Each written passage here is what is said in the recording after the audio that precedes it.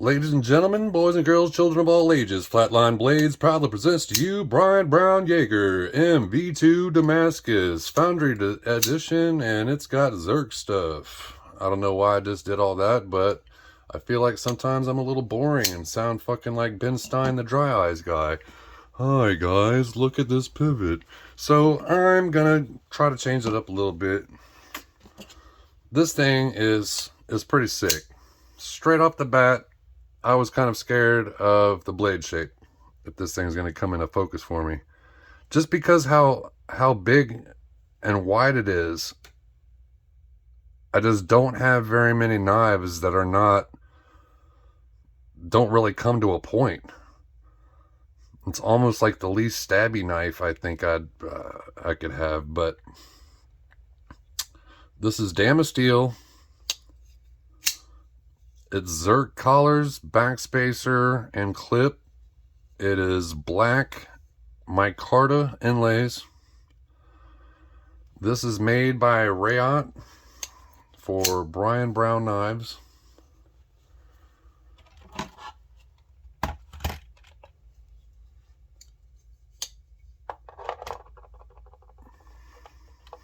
call that rocking. 4.66 on the scale.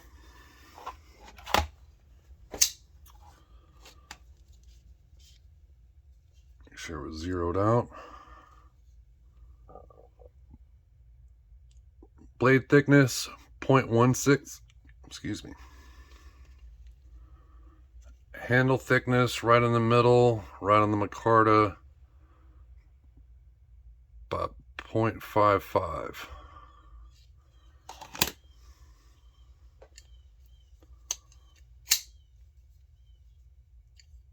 This thing literally drops shut where it's hitting my thumbnail on the way down.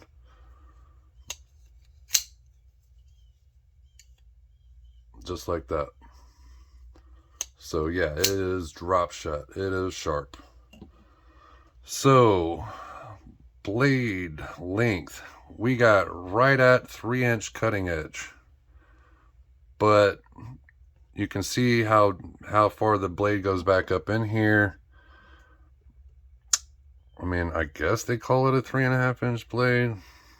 It's more, I don't know, it's like 3 1/3. But actual cutting edge is barely over 3. Like 3 1/8 at the most. Handle length, little over 4, about 4 1/3. So you got your overall length at 7.5. Yeah, about 7.5, 7 3/4 at the most.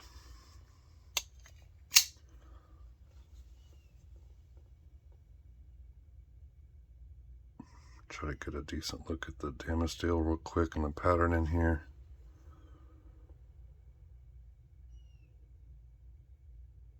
You can see it's number 103.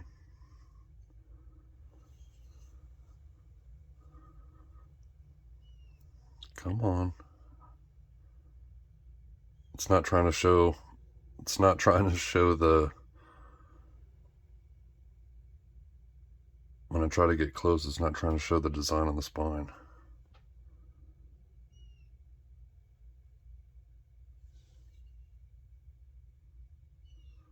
It's different. I've only had a couple things that were Damascus or Damasteel out of all the knives that I've had.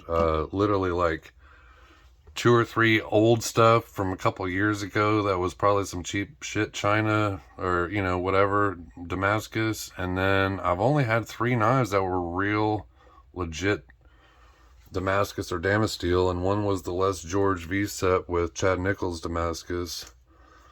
I had I'm trying to remember what it was.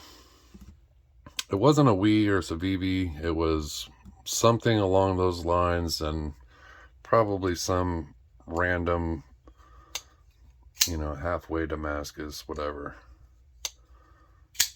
I think this is my first time having Damasteel. It's definitely nice and shiny. I love how you can see the layers, you know, everywhere. Even though my camera is really doing a shit job of picking stuff up right now.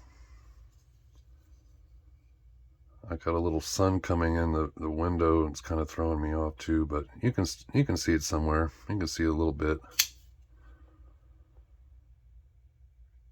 So when I originally first saw these, there was a few things that turned me off from it, even though I was still intrigued enough where I liked it.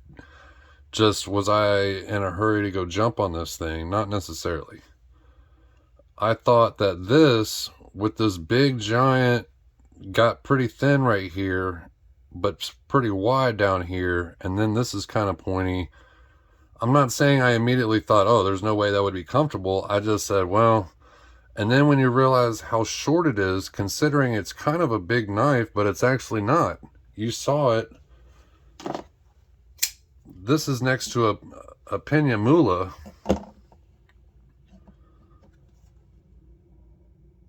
Even when you read the stats on it, you can see and know that it doesn't have a very big, long handle.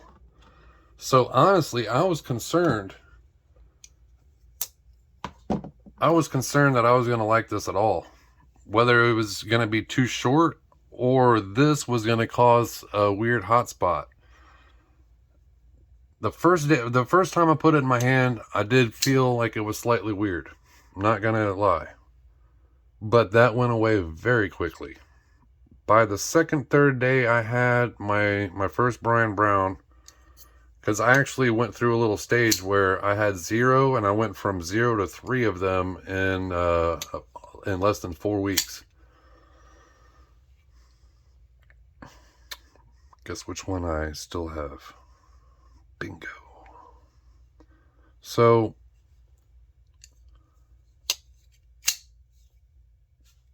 I've become a fan. I've become a fan. I was worried about it. It actually fits my hand a lot better than I thought. Now, depending on how you hold it, if I stick my thumb up here and I'm going to do some push stuff, the thing feels amazing. If I do a lot of hammer fist without putting my thumb up there, it is a little different, but there's no hot spot. There's not a hot spot like I thought there would be. So this thing is a winner. I love the grind. This thing is ridiculous sharp. I do not have much experience with Wharncliffes.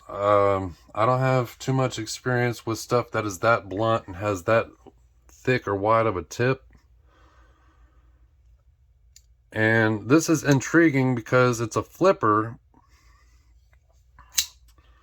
There's no thumb studs, but it's got this nice cutout, which I honestly don't even know how people are opening this damn thing forward wise. I mean, technically, yes, I can do it, but it's very uncomfortable.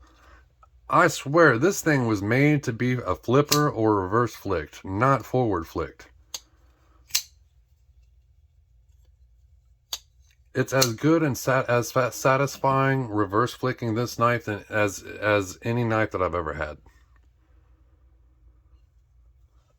It does have skiffs. I think I mentioned that. It is drop shut. My thumb is literally stopping it from going down all the way.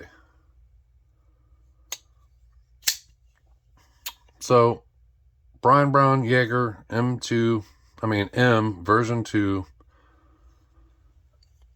I like it. This is about how much is sticking out of your pocket when you put it in.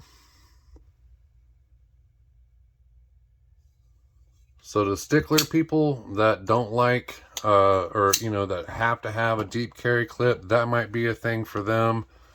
Somebody like me that had to mentally break I gotta have a knife that is somewhat stabby. I'm kind of surprised, and I think it's more utilitarian than I would have assumed. All right, guys, that's it. I don't know how or why these videos are getting long. I just discovered I have dozens of videos to still put up, so I'm going to be very busy. Ladies and gentlemen, Flatline Blades, I'm out. Like and subscribe, please. I need to get this going. Happy Thanksgiving.